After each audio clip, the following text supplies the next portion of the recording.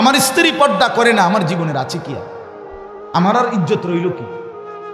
আমার মেয়ের পর্দা, আমার মেয়েটা 16 বছরের, আমার মেয়েটা রাস্তায় বাইর হয়, এলাকার সমস্ত লম্পট ছেলে খারাইয়া মুতে এই অসভ্য জঙ্গলিরা আমার মেয়েটাকে উপভোগ করে, আমার মেয়েটাকে লোভের নজরে তাকায়। এক চাইতে লাঞ্ছনা বেটা, তুই মরে যাস টাকা বেটা, মরে যাও না কেন তুমি?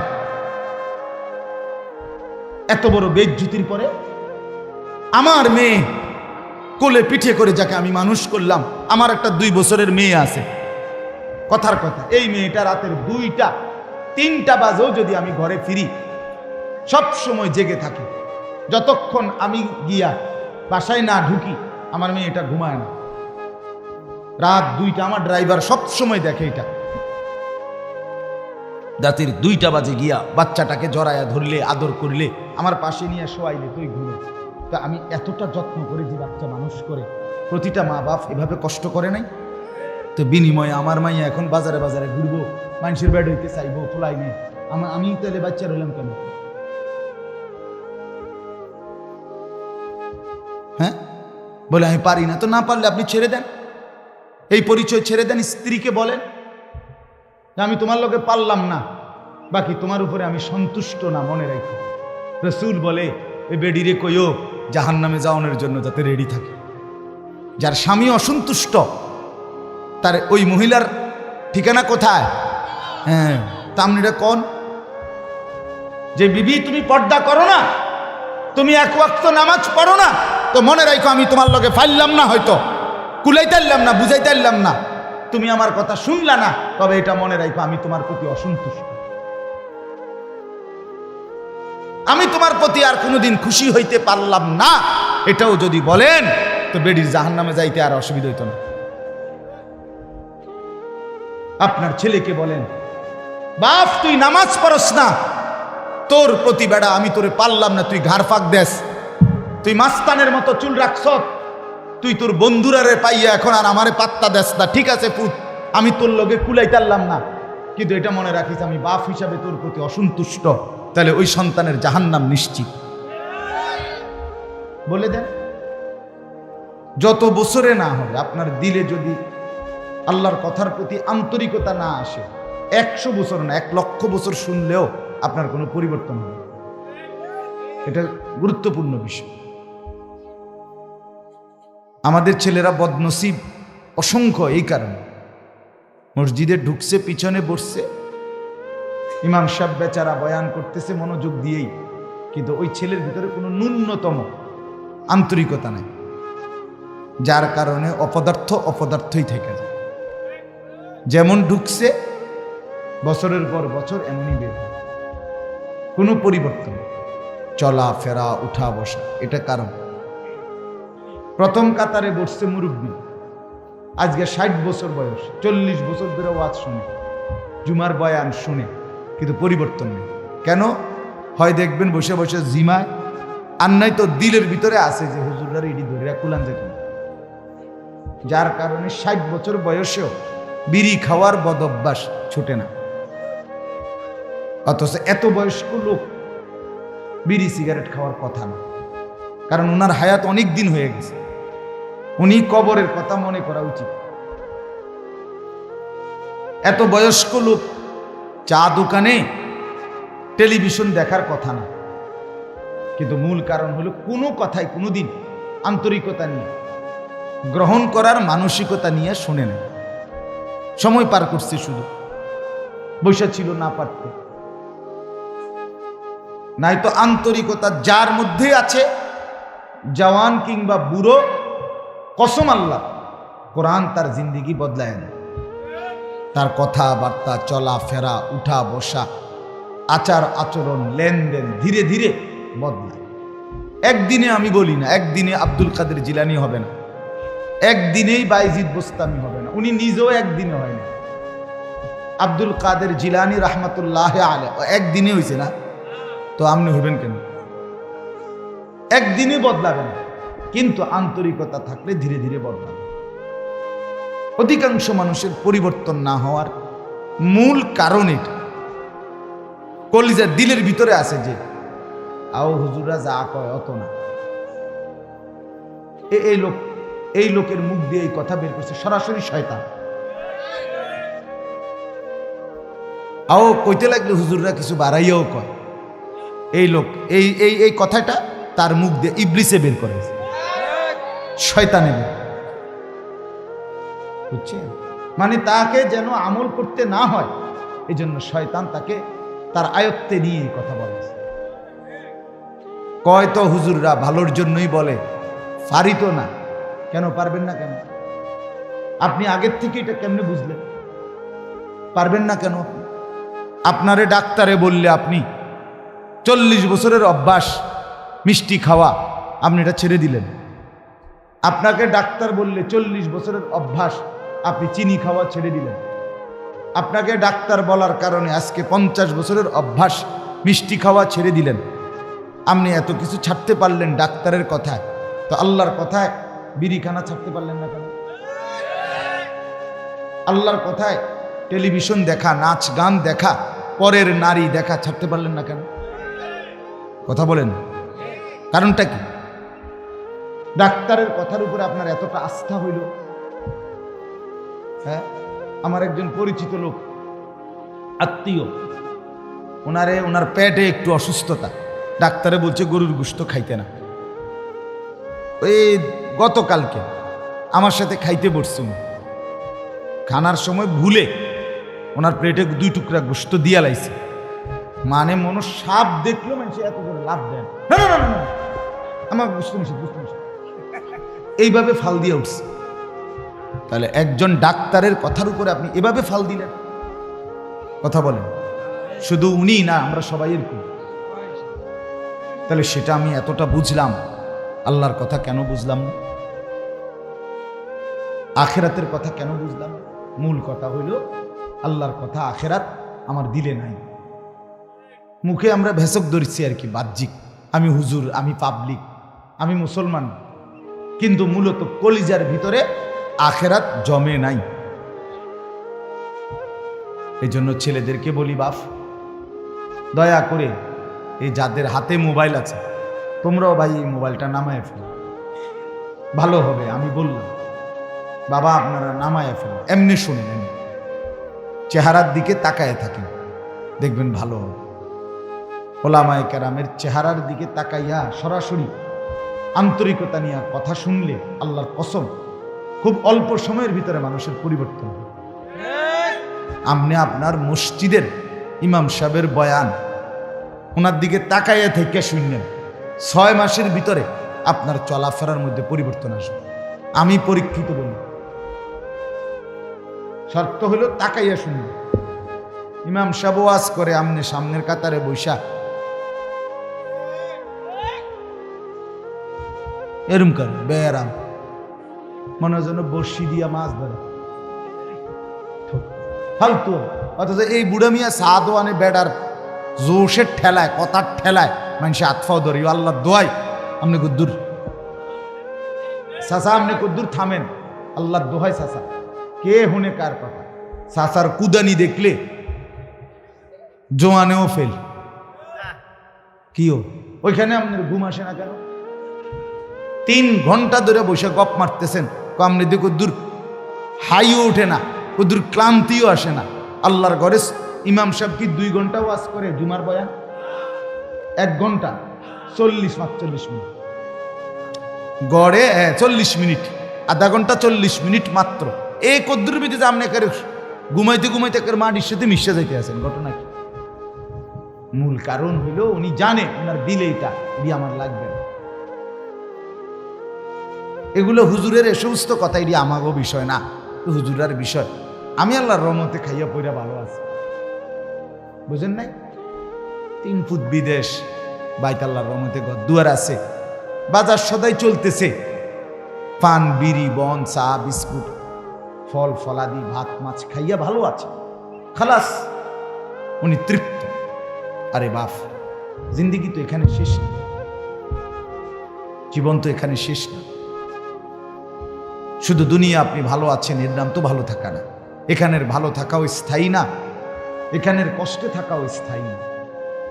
এখানে যে হাসতেছে সেও চিরস্থায়ী হাসবে না, এখানে যে কাঁদতেছে সেও চিরস্থায়ী কাঁদবে না, কাঁদবে।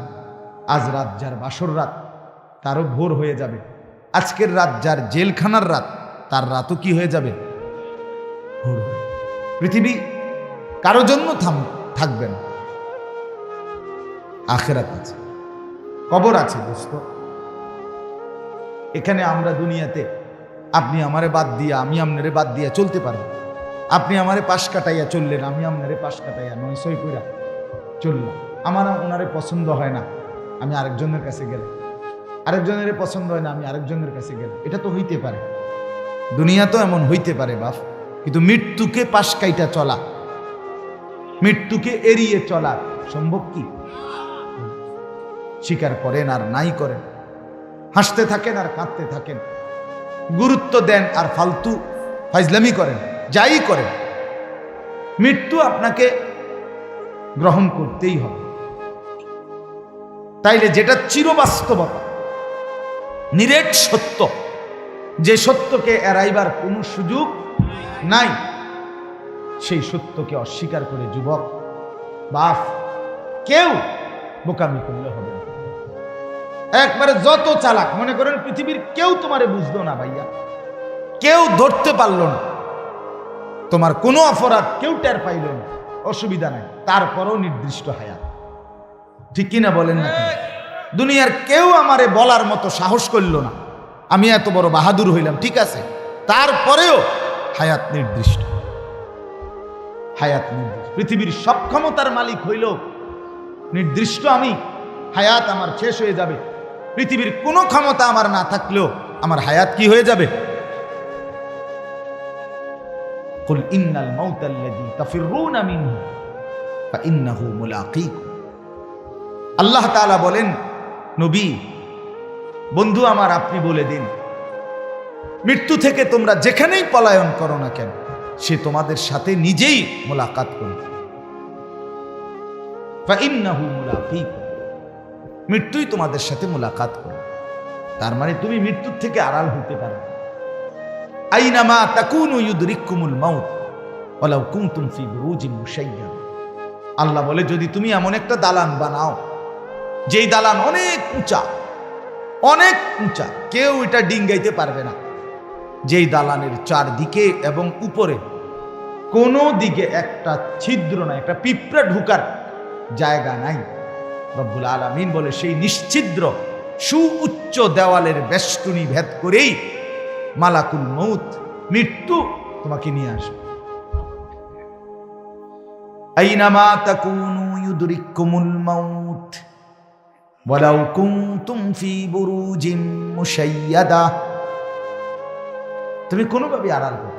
গতকালকে ছেলেরা, বাপ আবারও বলছি, ছেলেরা আল্লাহর দোহাই, এটার ভেতরে বৈশা ভাইয়া কথা কইও না, বুট খাইও না, আমার অনুরোধ দোস্ত। আমি একবারে হাতে গোনা অল্প কিছুক্ষণ সময় কথা বলতে চাই, এনে বৈশা বুট খাইও না দোস্ত আমার।